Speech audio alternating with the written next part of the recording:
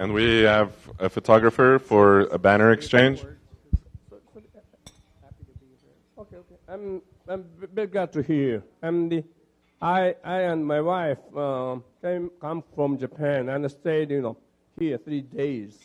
And the purpose is just join a trading show called licensing show. And I belong to the Kyoto Rotary Club. My club is one of the biggest and the oldest Rotary club in Japan, and they established more than 100 years before. But same as your history, I think. And members, there are more than 200 people. And we have lunch meeting on Wednesday, every Wednesday. And if you have a chance to come to Kyoto, Kyoto is a very famous tourist city. And Kyoto used to be a capital for more than 1,000 years until the capital moved to Tokyo 150 years ago. And if you have a chance to come to Kyoto, please come and join to our club. I'm waiting you to come and join. Thank you. Thank you very much. Thank you. Thank you very much. As we tell all our guests, be sure to leave your home address right there with Sean, so that when we do go to Kyoto, we know where to go knock. Any other international visiting Rotarians, Bob? No? Okay. Moving on to visiting Rotarians. Are there any visiting Rotarians? Please raise your hands. Over there.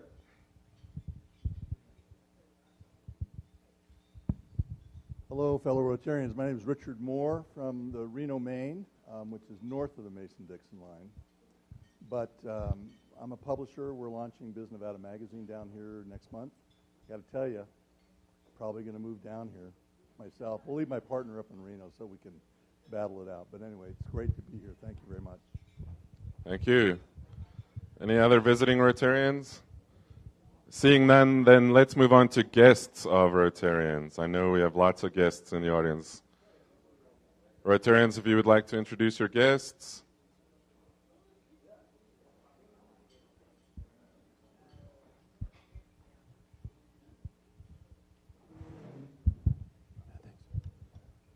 President Michael and fellow Rotarians, it's my pleasure to have a slew of guests today. I have Gwen Mullins with me, Dave, Jasmine, and Dave from Children's Sunrise Foundation, and we'll be doing a presentation with them a little bit later.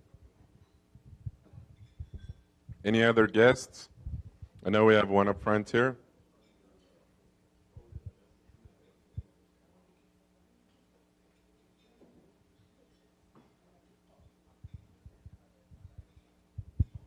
Good afternoon.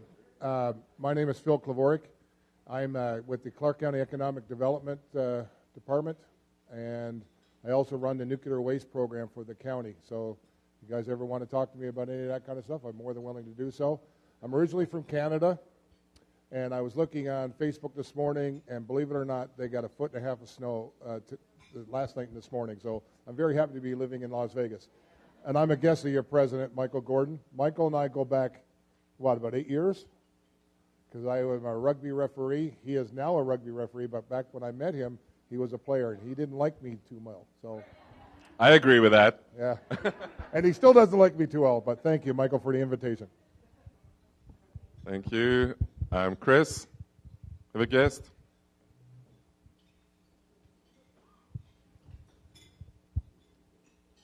Good afternoon, fellow Rotarians.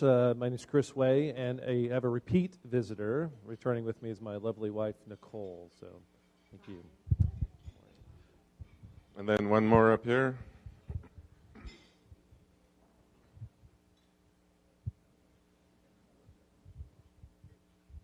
We have two guests that came today with our speaker, Deborah March. We have Robert Herr, who is the Director of Public Works Department for Henderson and Parks and Recreation, and Tim Buchanan from the Public Affairs Office. Thank you. Any other guests? Then I'd like to introduce my guest at the head table today is Mike Ballard, who has 3 kids graduating this year, 1 from college and 2 from high school. Good luck, Mike. He is a serial entrepreneur, and his most recent venture has added 18 employees in 10 states over the past 18 months. Interestingly, he served on the board of the UNLV Lead Institute for Real Estate Studies when our speaker, Mayor March, served as its founding executive director. Please join me in welcoming all our visiting Rotarians and guests.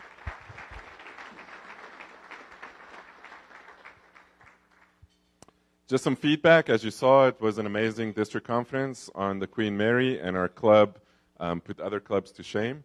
So thank you for what you guys are doing and will continue to do, because this is truly a testament to everything that we do as a club to improve our community. As I mentioned before, we have an article in this month's Rotarian magazine. If you have not read it, please read it and share it with your friends. If you're done with the magazine, please bring it in so that we can use it as a recruitment tool.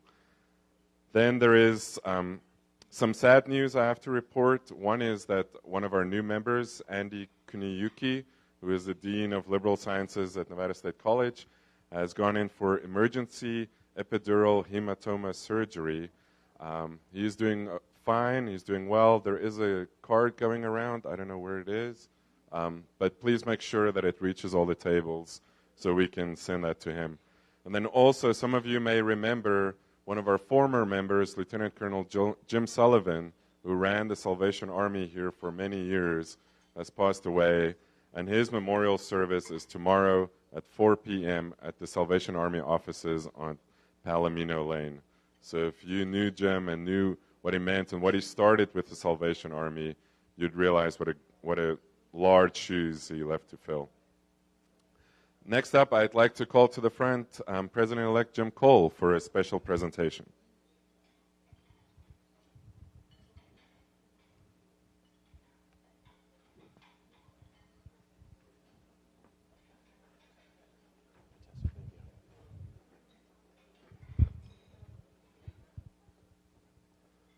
Fellow Rotarians and President Michael, it is again my pleasure to stand in front of you and to present a check from our Rotary Foundation and jointly with Howard and Howard Attorneys.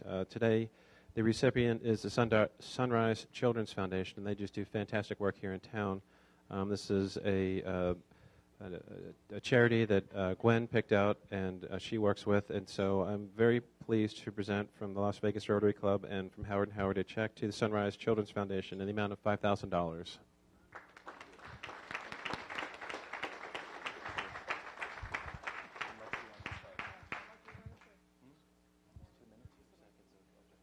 Seconds. Okay. Sunrise Children's Foundation, private. It's a local nonprofit foundation. We are not part of Sunrise Hospital. Our whole mission is devoted similarly to what you guys do, and it is early childhood education. While we do have 5 WIC clinics with over 12,000 clients, we give food benefit packets to families with children from 0 to 5. But likewise, we have 0 to 5-year-olds in 43 different classrooms across southern Nevada, 344 children. Another 200 that receive home visiting programs where we go into the home to teach parents to become the child's first teacher. That program is bilingual. And that's about it. You want me to take 2 seconds? I think I'm done. Okay, thank you very much. Thank you for having us. Thank you. Thanks. Another picture? Yeah. You guys just want to pause there for a picture? And then we're going to move on to President-elect Jackie Thorneal, who's going to come to the front also for a special presentation.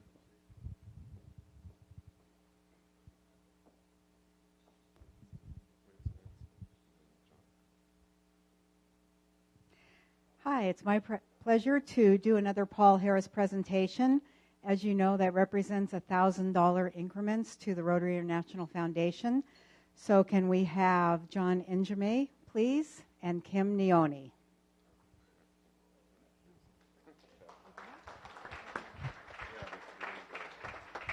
Sorry, Kim, you'll be next time. John is Paul Harris plus 5.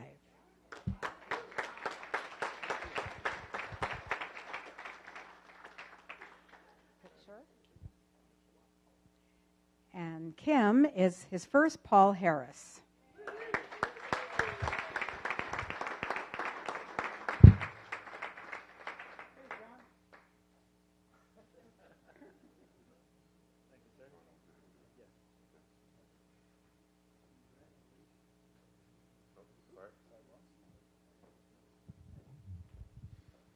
And our points match is still ongoing, right, Jackie? So if you would like to move up to the next level, please see Jackie. Now I would like to call to the front Rosalie Hedrick, also for some special presentations. It is just a special day.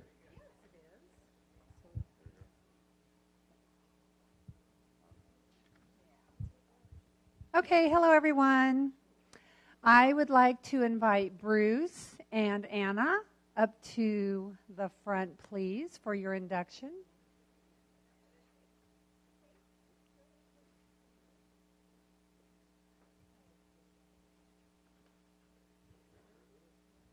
So everyone, we have 2 new members joining our club, and I'd like to read to you our Rotarian honored guest presentation. So I will start.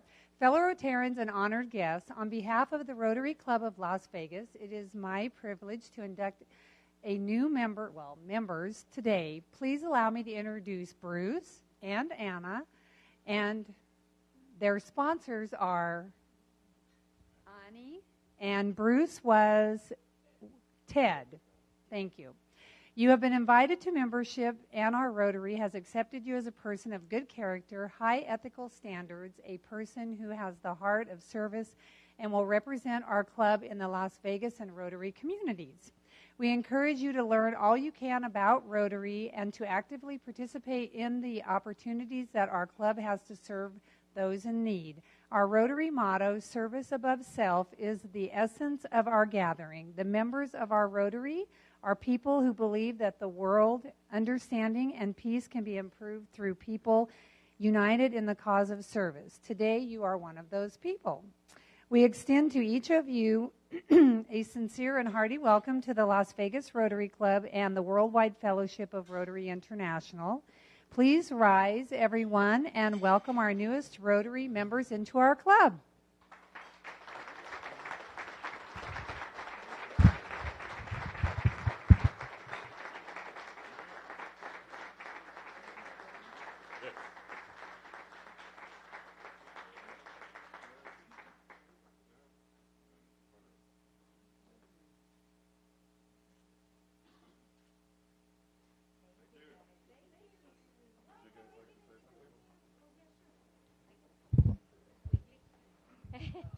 I'm so excited to be a Rotarian again. So this is great. Thank you for accepting me in your club. And I'm here, so I need to know about projects and things. So please use me and use my resources. Anything I can do, I'm here to serve. Thank you. Thank you.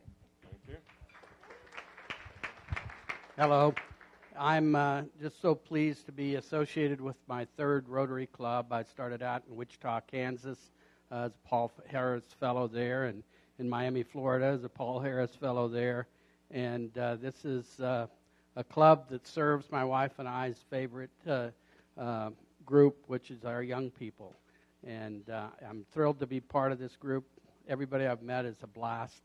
I hope to add service to your club. Thanks. Thank you. Thank you, and welcome to all of our new members. So now, please enjoy a quick 5 minutes for lunch.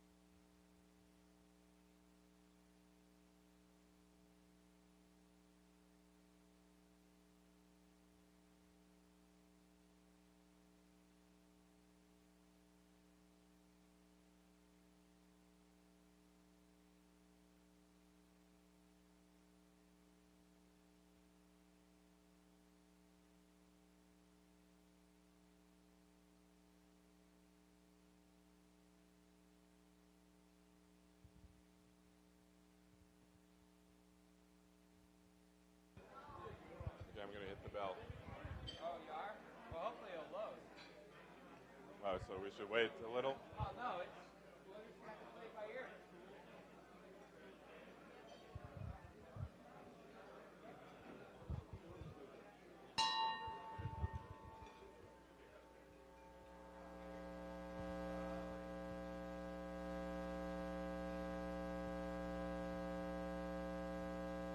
We have him here. He can just recite his speech again, right? But this is our member Kim Neoni from Saturday morning, I believe, or Saturday lunch at the district conference, giving the inspirational moment. Just to show you we really were there.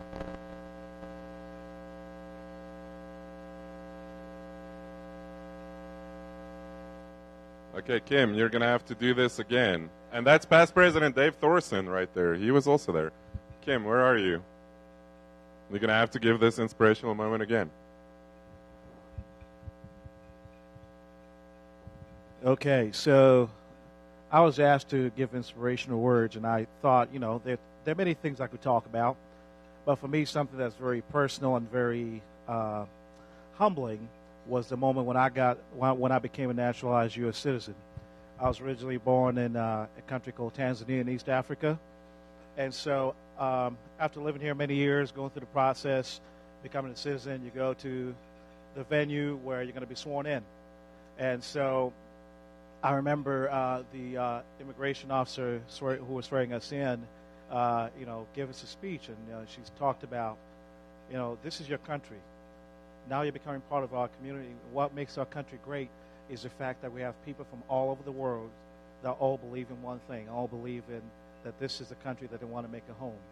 So now that you're part of this country, don't change who you are. Invest in this country. Serve your community. Be part of any community that you live in. And I equate that to Rotary. Rotary is about serving the community. Rotarians all over the world, wherever community we're in, we're there to serve our communities and to help to make our communities better. And so I drew that inspiration from my experience in naturalization and that call to take action and being part of this country as the same thing that's drawn me to become a Rotarian, wanting to serve my community of Las Vegas and be part of the community. And so, in a nutshell, that's what I talked about. So I appreciate it. Thanks. Thanks for doing that on the fly, Kim, and I like that. Don't change who you are. So, Mr. Sergeant at Arms, next up we're going to talk about Alpine Picnic. So, Lucy, are you here? Since I don't see Lucy, I guess it's Kim again. Kim, do you want to tell us about the Alpine Picnic? Okay, so the Alpine Picnic is Saturday, July 21st at Bob Warner's cabin at Mount Charleston. We will send out directions and all of that. It is a potluck. We're going to have a sign-up sheet for food, but Bob has the grill, and we'll grill hot dogs and hamburgers. Bring the family, bring the friends. It's just nice to get out of the heat out at Mount Charleston. So in the green book that's going around, there's a sign-up sheet for food items, so please be sure to put your name and what you're going to bring on paper. Thank you. Okay.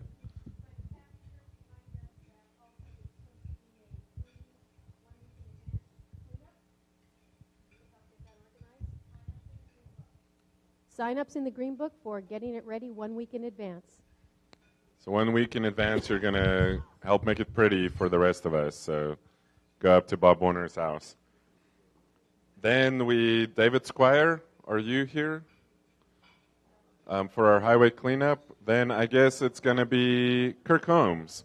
Do you want to tell us about the highway cleanup? We'll be cleaning the highway. And the date is June 9th. Yeah, so we'll be cleaning the highway June 9th.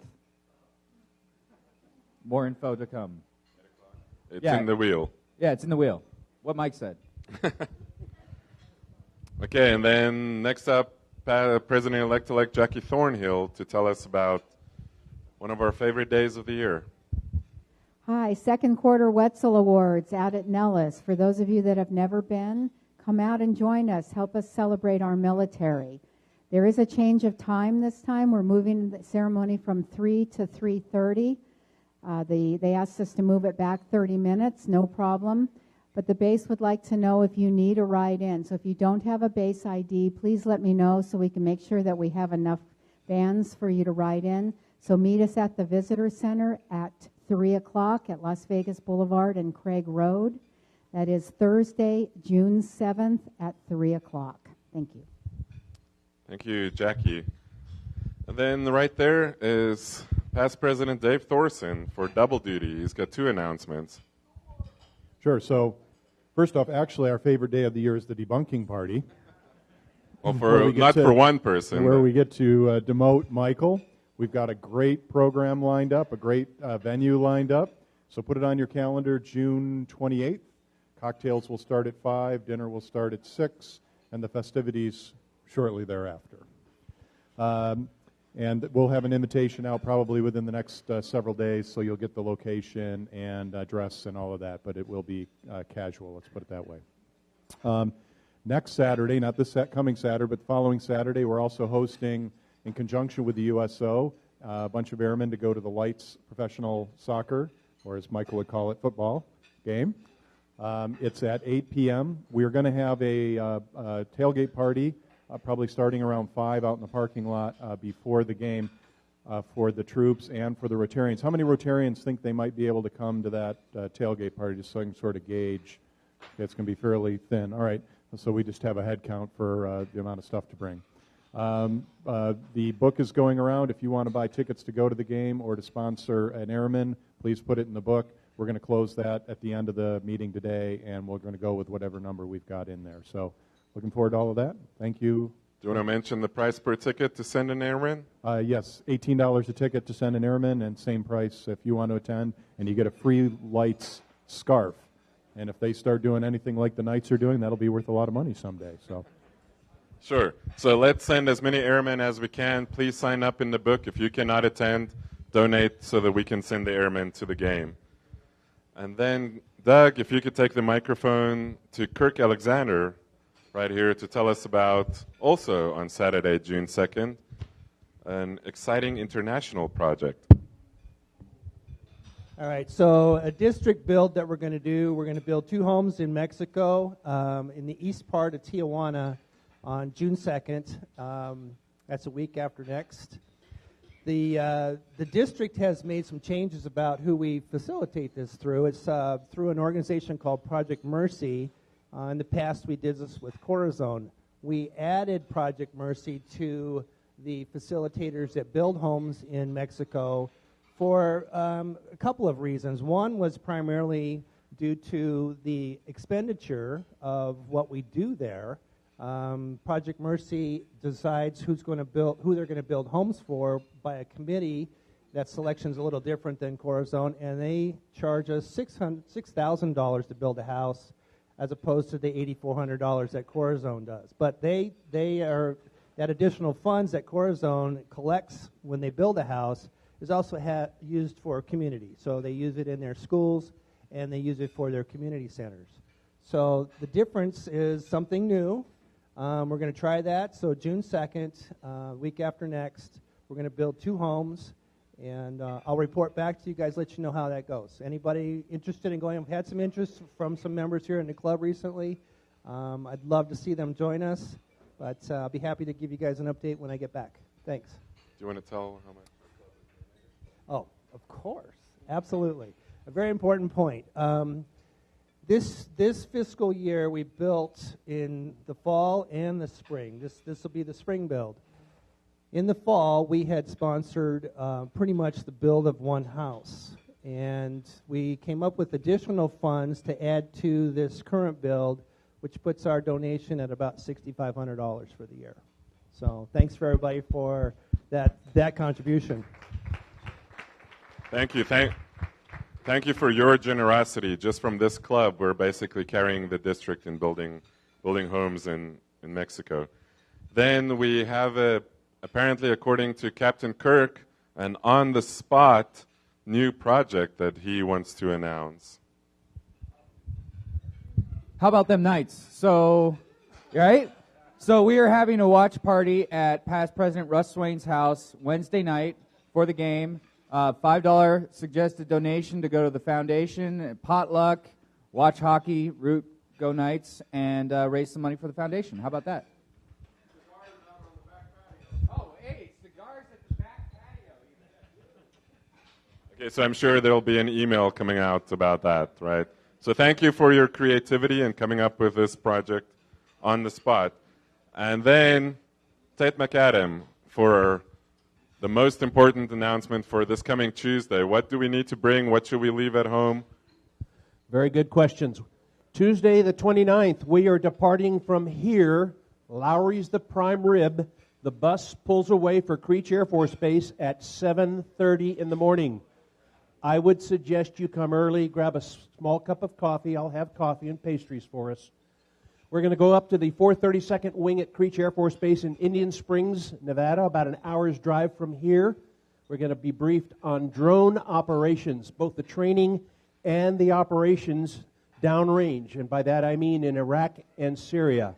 It is a fascinating program. We're going to get up close and personal with the MQ-9 Predator, look at Hellfire missiles, the primary weapon that the Predator carries to kill targets on the ground.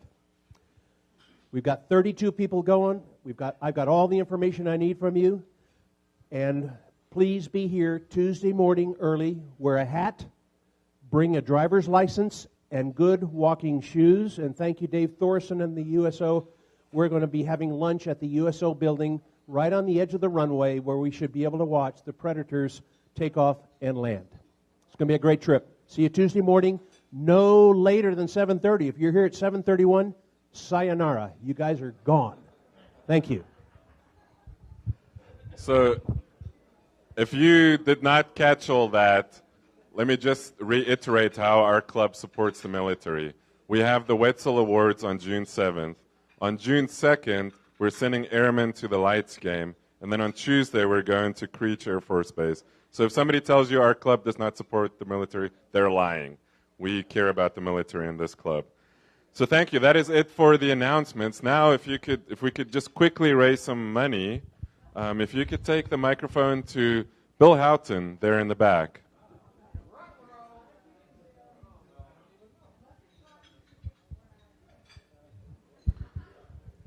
Thanks, President Michael. So, Bill, you do such a wonderful job with our shirts for the district conference. Everybody wants more of them. So if you want more, you can talk to Bill. But then I heard you went on a recent trip. I drove, most everybody knows that I have a residence in Western Washington, so I moved a vehicle down here a couple of days ago. I did a 18-hour road trip from Olympia, Washington to Las Vegas Sunday, Monday. And you went to another state, apparently? Oh, yeah, and I have a flag as well to share with our club. If you guys recall, in last month, my wife and I took our youngest daughter to Honolulu, Hawaii. We visited the Waikiki Rotary Club there, and I have to tell you, they are a very, very friendly club. We had a great time. They sang happy birthday to my daughter, told a couple of off-color jokes. It was awesome. We enjoyed ourselves. Sure, and then a little birdie told me that your son, Cooper, is going to college, and he picked which college he's going to attend. Cooper will be attending Western Washington University in Bellingham, Washington, starting in the fall. So, congratulations. With all these trips, it seems like you have a little extra cash, so we would like to take that off your hands with a $95 donation to our foundation. It's actually the opposite, but I'll accept that, President Michael. Thank you. Thank you. Thanks. Okay, let's move on to our drawing. The drawing is for half the pot, whatever is listed in the wheel today, plus the take. The number is 206-2576. 2576.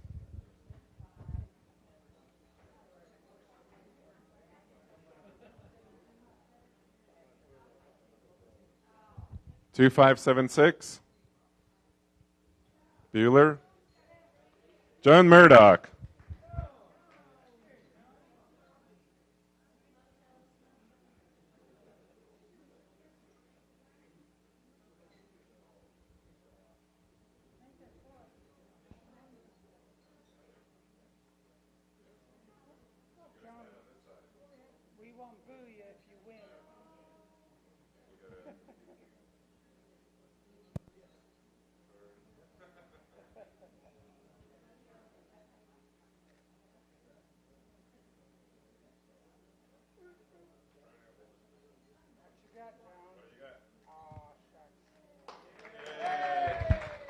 6 of diamonds. There you go. There's your $10. Thank you for playing. The pot continues to grow. And for the Lowry Bucks, it's 2062532. 2532. Is it? Is it really? Oh, Bob Barnard. We're happy, Bob. We're happy.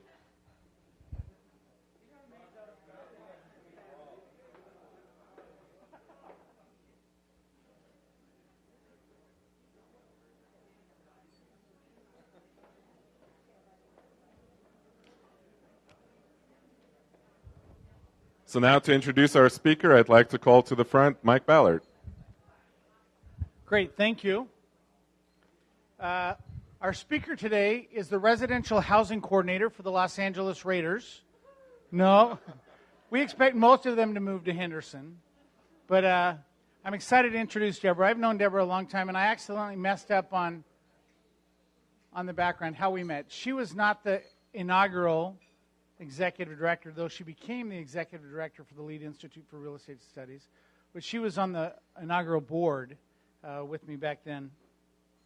But she is started out as a park ranger at Red Rock, and she's always demonstrated courage and willingness to do hard things. She was willing to give Bill Raggio, former state senator, a ticket for illegally parking on park ranger on Park Service land. So I'm telling you stuff. You can read her bio here. She's amazing in a lot of different respects.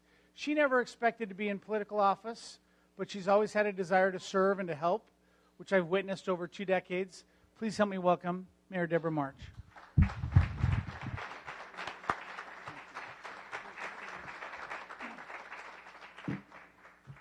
Thank you very much. What a pleasure it is to be here with you today. And thank you to Sidra for inviting me. And Mike, thank you for that introduction. We go back a long way. And it's really interesting to see the directions that folks take in their lives. And I appreciate all the great things that you're doing in our community as well. So thank you very much. I also want to acknowledge Lowry's. What a wonderful lunch this was. This was amazing. And then, yes.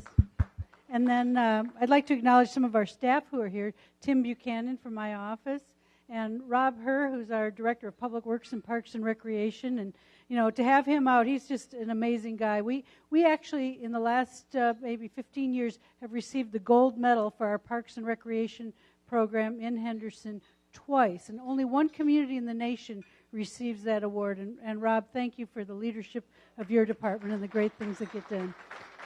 We appreciate it. And just by way of background, too, I can share that I have actually been a Green Valley Rotary member in the past. And actually, I attended this club. The first time I attended this club, I was actually a guest of Tom Thomas, and we were at, I think it was Harrah's, right? Would that have been the right place? So that was a long time ago. So I'm appreciative for being here. So I am the 13th mayor and second woman mayor of the city of Henderson. Thank you. Thank you. And I can tell you that it was never my intention to pursue political office. I always view myself and continue to as a public servant, that I have a job to do, but I'm here to serve the community and to be of service in our community and to make things better and leave it better than we found it. And so, just by way of background, I was the director of the Lead Institute for Real Estate Studies at UNLV for 16 years. And then during that time, I was actually asked by the then city councilman in the ward that I lived in if I would serve on the planning commission. So I committed to serving on the planning commission, and for 6 years I served as a volunteer in our community on the planning commission. And then when the seat came open for city council, I thought, well, you know what, I can do that, and I'd like to make a difference, and I'd like to build on what I'd already done. So I submitted my name, and I competed against 16 other men, and I was selected as the city councilwoman. I'm grateful to have had the opportunity to serve. I have been was on the city council for 7.5 years, and last year, a year ago, I was elected mayor of the great city of Henderson, the second largest city in the state of Nevada. And I can tell you, obviously Henderson doesn't have the long history that your Rotary Club does. You're almost 100 years old. We actually were established as a city in 1953, and we actually had our roots in the World War II with the magnesium was the miracle metal, and so basic magnesium was built and established in Henderson in the 40s to support the war effort, and ultimately then Henderson at the end of the war became a city because the governor of the state at that time deemed that it was appropriate to sell this land to the community and allow them to be a city. So we're grateful that they did that. Today, we serve as the second largest city in the state of Nevada with a population of 310,000 residents, and we're about 114 square miles as a city. So on the west side, we actually go all the way to the M Resort and Las Vegas Boulevard, and to the east, we're out to Lake Las Vegas, and we basically follow the river mountains to the east. So we have quite a large area by landmass, but we're expecting future growth in our community. We expect our population to grow. We see 500 to 800 new residents a month moving to Henderson, and we expect our community to have over 100,000 new residents in the next 20 years. So that's pretty significant growth. And I can tell you the way that I believe we have to approach that is through good, sound planning, and I'm a big champion of land use planning and sound planning for the future. I actually chaired the regional planning effort for Southern Nevada, the Southern Nevada Strong Initiative, and then we rolled that initiative into Henderson and established a plan called Henderson Strong, built on similar principles, but making sure that we're using public input and good sound decisions on how we develop and grow as a community going forward. So we've received a number of awards as a community. We're actually, by AARP, we're designated the only community in Nevada as an age-friendly community. We're actually one of the safest cities in America and regularly have been recognized as one of the safest cities. We have the only triple accredited fire department in America. So we know that we have such a fast fire response time that it allows us to be able to get to either a fire or to an emergency where an EMT is required. And we actually have, we're number 2 in the nation for cardiac survivability, which is pretty significant. So quality of life is very important to us. We've also been recognized for our sound financial management practices with the Cashman Good Governance Award from the Nevada Taxpayers Association, and have consistently, in the last 20 years, had the lowest tax rate in the state. So we're pretty proud of that. We have 71 cents per $100 of assessed value on our property taxes.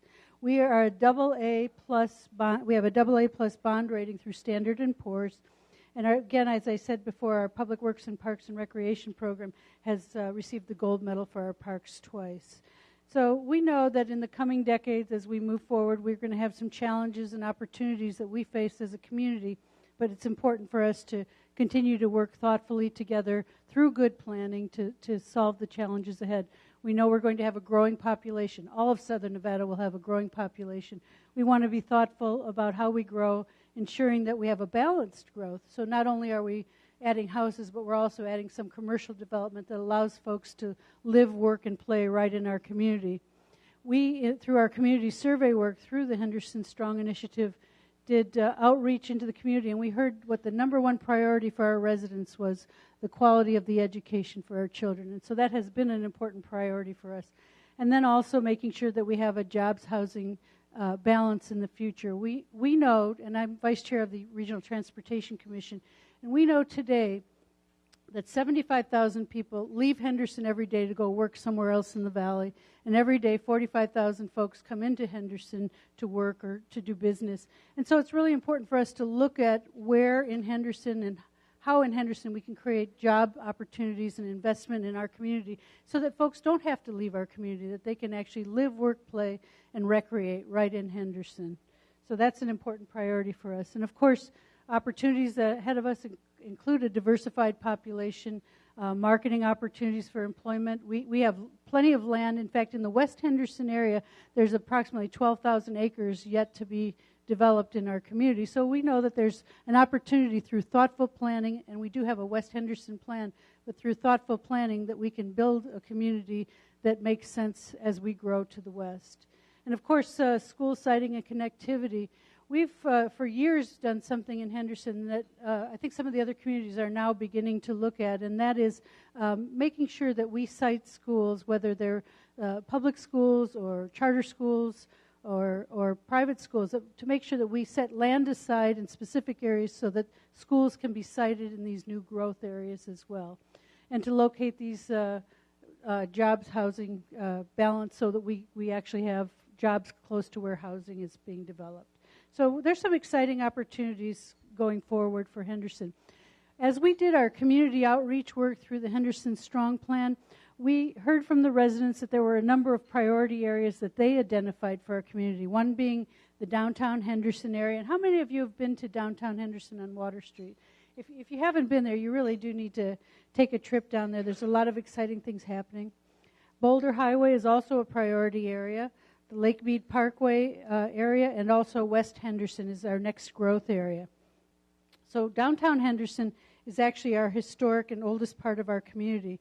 And we have a redevelopment area that has over 15 years, I think, left in the life of that redevelopment area. So we're looking at how we can expand opportunities there. One of the things that we've done is we recognize that along Water Street and in the downtown, that a lot of that infrastructure is older and dated, that we need to make an investment in new infrastructure so that new businesses can connect up. So whether that's new water lines that are going to be going in, or making sure that maybe we have some smart city connections in our roadways to plan for the future. So we're looking at a complete streets project down there where we're making the roads accessible to not only cars or buses, but they're also accessible for bicyclists and for walkers as well. So we're really trying to create that sense of avenue and connectivity with an entry feature on both ends of Water Street to create a wonderful opportunity there.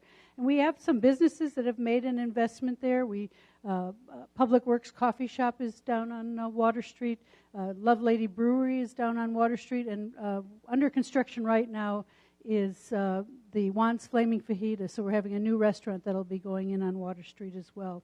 So there's a lot of great things happening in terms of Farmers Market on Thursdays. We have a last Friday event, the last Friday of the month, and encourage you to come down. It's a lot of fun. There's vendors and music and lots of activity. Another area that's important to us is the Lake Mead Parkway corridor, and we see this as an entryway to the city of Henderson's downtown, that we need to come along Lake Mead to reach Water Street. So we're making investments in terms of how the road is aligned, the complete streets investments in the future, and other opportunities along that corridor as well. That stretch runs from the Fiesta Casino all the way out to Lake Las Vegas on the east side of the city of Henderson. So that's basically the east entry to the city as well. Another important priority area, and has been for some time, is the Boulder Highway corridor that once you pass Russell Road and enter into Henderson, and that's over near the Silver Bowl. We found that we need to look at ways of updating that corridor.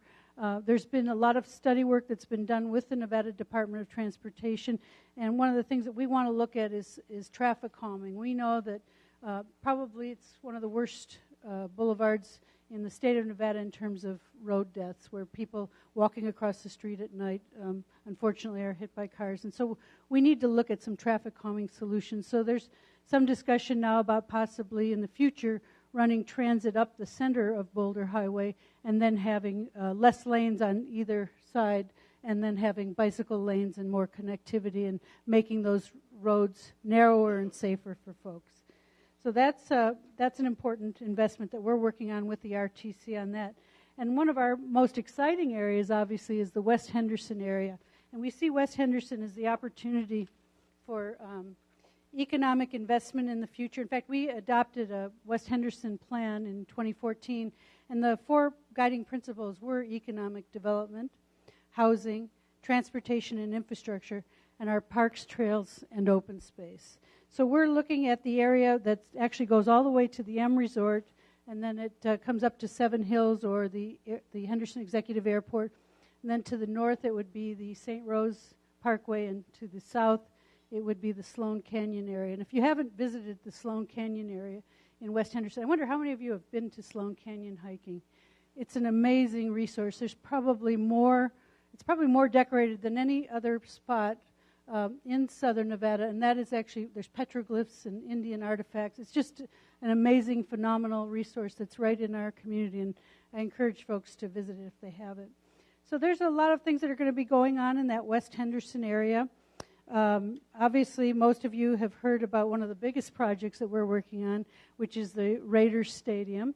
You can see a lot of the projects here. There's a lot of investment going on. We've got Costco that will be going into the West Henderson area. It's actually broken ground, is under construction, and it's expected to open later this year.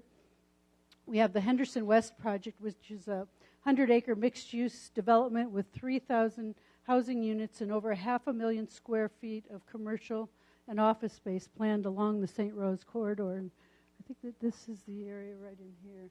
And it's actually about 110 acres, and it's going to be a wonderful investment in our community. It'll be, if any of you have been to Playa Vista, California, or down to Scottsdale and seen Curlin Commons, it'll be more on that type of a development where it'll be mixed use and more vibrant, and there'll be a downtown core area where there's restaurants and maybe some recreational amenities, both indoor and outdoor as well. So we're excited about that. We're going to see the extension of Via Inspirada to Las Vegas Boulevard to create more connectivity in the West Henderson area as well. We are working on I guess there's a contract that's going to be signed shortly for a food distribution facility in West Henderson that's about 750,000 square feet. And I got a call yesterday from the attorney saying that the contract is being circulated and signed as we speak. So we're expecting to make an announcement here fairly soon. Then we have the 345-acre Inspirada Town Center, which is both residential and commercial investment, and that's expected to have plans submitted to the city soon to move forward on that project. We have a new elementary school, Ellis Elementary School, that will be opened this fall. And then, of course, the Raiders headquarters facility, which we are so thrilled about. And we talked about changing the new logo to the City of Henderson and putting the Raiders logo on it, but I think people aren't going to go for that. So we're thrilled and actually have been meeting regularly with folks from the Raiders organization. Mark Boudin has been very supportive of Henderson. He's thrilled to be coming to our community and has publicly stated that the quality of our community is the main reason that he chose Henderson to bring the Raiders corporate headquarters. And believe me, I'd rather have the corporate headquarters in the practice field than the stadium in my backyard, because we still get the benefit of tourism. We get the jobs in our community. It's the corporate headquarters. We're actually going down to Texas this next week to look at the Dallas Cowboys practice stadium, to look at what they've done there, to maybe look at some opportunities. And I've heard that Mark Davis is actually speaking about the possibility of making a greater investment. Their commitment was to put $50 million in the first phase, and I'm hearing that he may be looking at more like $150 million, that he's so excited about the investment in Henderson and being a part of our community. So we're thrilled to be hearing that. But their investment is beyond just the physical building. They're going to be bringing 250 non-football player jobs and making a financial investment in our community, as well as bringing football players and other folks. And their facility is actually, their corporate headquarters is actually located adjacent to the Henderson Executive Airport, so there's an opportunity for them to fly in and out. And actually, as they're heading out for games, they can actually leave from the Henderson facility and go to the airport and fly out from there. So it's actually, this is a wonderful commitment for them and for us as a city, so we couldn't be more thrilled.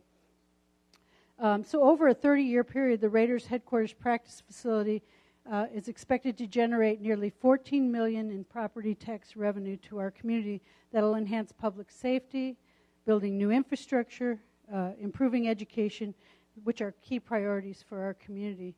In fact, just down the street from them, we just broke ground on a Marriott Residence Inn, so they're already investing in some things that will support the activities of the Raiders organization going forward.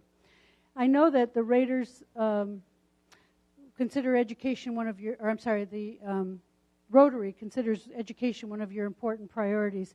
And I can tell you that City of Henderson agrees with you and supports that as well. And we did key community survey work, and we heard that education was a priority for our residents. And so we've actually worked with the legislature, and we established Citizens Education Advisory Board. And here we're presenting a check for $1.5 million to schools in our community. And you know, we had money from revenues from our redevelopment agency, as well as money from marijuana money. In fact, we took 30% of all the revenue that we received from the marijuana money, and we said, you know, we want to direct this money to education in our community. We want to make sure that we choose projects that move the needle and get better outcomes and better results for our children. We want our children to succeed, and so we have established this Community Education Advisory Board, and on the board we have 15 community members who are business people or educators or folks from family members, folks from across the community, to help us with making good decisions about how to spend these resources in our community. So the CEAB, as I said, was comprised of 15 individuals, and they were the ones that make the decisions about how the money should be spent. And we received lots of applications, but they went through the applications and then made recommendation to the council on how these resources should be spent. So from redevelopment, we actually had $1.3 million that was spent in schools adjacent to our redevelopment areas. And then 3% of the revenue from the tax for recreational marijuana went to the schools, and that was about $148,000. And it's our expectation in the future that we'll see more investment as we see more revenues coming into the community as well. So we will be looking at things like Chromebooks or laptops or technology or training for teachers, classroom libraries, enhanced curriculum programs, after-school tutoring programs. And all of these are ways that we can move the needle to get better results. And we know that our Henderson schools are performing at a higher level than the national average. And so while we are part of the Clark County School District, we also try to tell the story about how good the schools are in our community, so that as businesses and industries are looking to come to Southern Nevada, they understand that their kids can get a great education in the city of Henderson. So at this time, I'd love to open it up for questions, and if anyone has a question or... Yeah, the microphone's got Mike Ballard right here. Can you talk to us how Lake Las Vegas is doing? Because it got hit really hard with the downturn. Yes. And has it come all the way back? I think it's on the way back. It's still, I think that the kind of the town center area is still working on trying to have more capacity to have folks visiting, but they are, the developers have approached us about doing some major residential development on 150 acres where they want to put in more households. That would obviously give more traffic to the retail center, which would certainly help their business. So they're in the process. They've made some major investments. Some of the things that they've done is putting in a little grocery mart, which has kept some of the people who might have left to go somewhere else in the little town center area to be able to get their needs met right in the community. So there's a lot of things that they're doing. Recreational amenities. Both of the hotels are open right now. I think that there's some other things that can be done, but they're certainly working aggressively to make sure that they get those things done. And I know that the Reflection Bay is operating, and the South Shore Golf Course is operating. And then, of course, we have a green grass program on the Falls Golf Course that was closed. So, wait for a microphone. Sorry. This probably applies to both you as mayor and on the RTC, but I'm wondering if there's any serious consideration being put into public transport, specifically something like light rail, after just being stuck in traffic for an hour driving 15 miles. It's getting ridiculous. Yeah, there's actually been the environmental studies done by the RTC, and there's a track committee that's actually making recommendation. I think it's at the June 21st meeting of this track committee that's been studying for more than a year whether it's feasible and responsible to be looking at light rail in our community. And the route that they're recommending is actually a Maryland Parkway route. So it would actually start at the airport, and it would go down Maryland Parkway, so you'd pass the university. So you have a major employer not only at the airport, but then also at UNLV. There's lots of, like 20,000 or 30,000 students, I think, and then there's a major employment center there as well. Then you have the Boulevard Mall, you have Sunrise Hospital. It would go all the way into downtown Las Vegas. Then it would turn and then come back down to Charleston. And Charleston it would serve the medical district and the UMC facility, as well as the new medical school and the dental school that are located there. So that would be the first project that would be considered for Southern Nevada. And that conversation will be happening at the June meeting of the TRAC. And then once the TRAC makes recommendation, that recommendation would come to the RTC board for determination. And then it would still have to go to probably a vote of the people to approve it as well. Question. Congratulations on the Henderson Hospital being so successful. I'm being in the healthcare insurance is amazing reviews.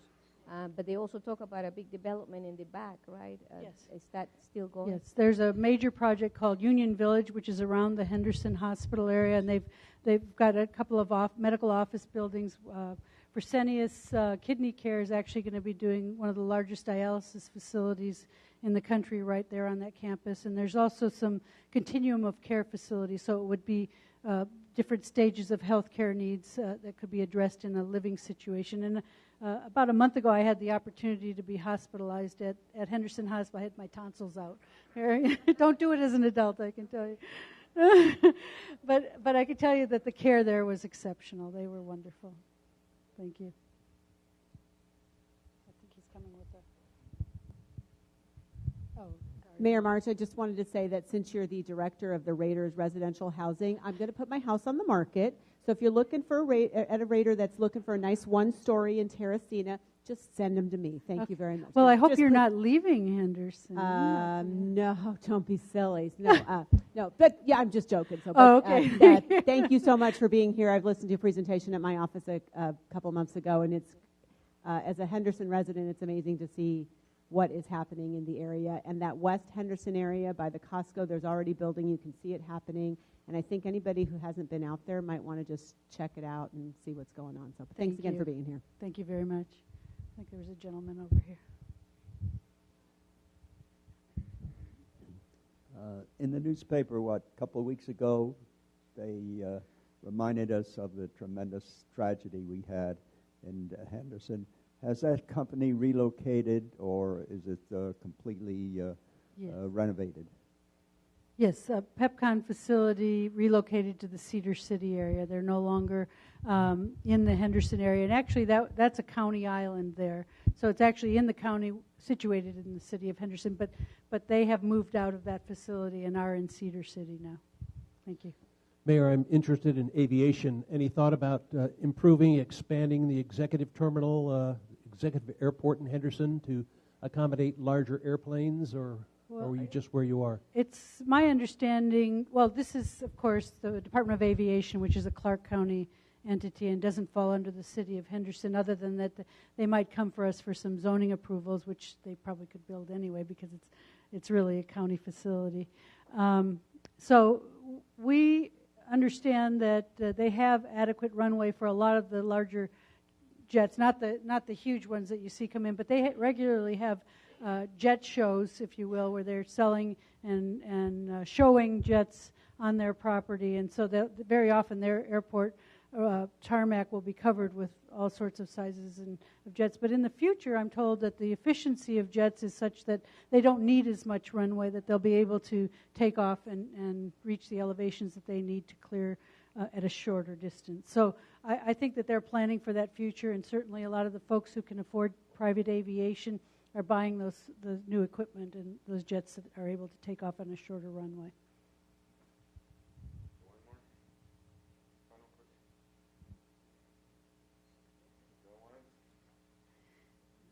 Well, thank you very much. Thank you for the opportunity. We'll go away.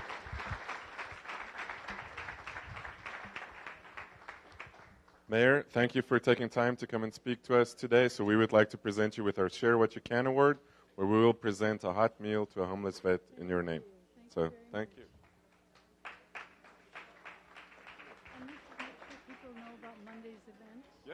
Oh, so this coming Monday morning, one of your other Rotary clubs is having an event this coming Monday over at Cornerstone Park in Henderson, and it's really honoring our veterans and our our first responders, and they're actually putting 1,000 flags in the ground at Cornerstone Park, and they're going to, at 8 o'clock in the morning on Monday morning, they're going to be having an event, and I'd like to encourage all of you to come on down. I'm actually the opening act for Wayne Newton, so thank you. Thank you.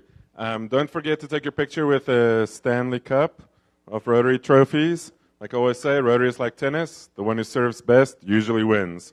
Now go forth and make a difference.